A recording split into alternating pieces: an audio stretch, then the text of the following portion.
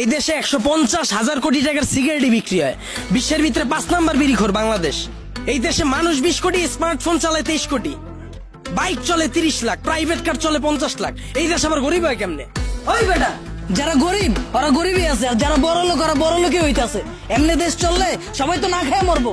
হালার ঘরে হাল্লা 1974 সালের পর থেকে এখন পর্যন্ত কেউ না খায় মরছে? তুই তো নিজের বুকে হাত দিয়ে কইতে পারবি এখন পর্যন্ত কোনো একবেলা না খায় রইছস?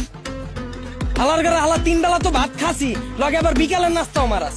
আর যে কস জিনিসপত্রের খালি দাম বাড়তাছে, খামু কেমনে? জিনিসপত্রের দাম বাড়লে খাস কে, কিনস কে? বুঝে আমারে? তাহলে কি আপনি বলতে চাচ্ছেন সাধারণ মানুষ না খেয়ে থাকবে? এনে আপনি আবার সাধারণ মানুষ কই পেলেন? এনে তো সবাই অসাধারণ। আমরা সবাই বাংলাদেশি, আমরা সবাই এক।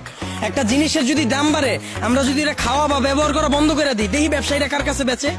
যখনই আমরা খবর পাই কালকে থেকে পেঁয়াজের কেজি 20 টাকা বেড়ে যাবো, ওই দিনই যাই আমরা দোকানে ভিড় করে আলাই। তো দোকানদারও তো আমরা বুঝেই দিতেছি পেঁয়াজের কেজি 20 টাকা হোক আর 2 লাখ টাকা হোক, আমরা কিনা খামুই। যেটা মার্কেটে চাহিদা বেশি থাকবে ওটার দাম তো বাড়বে।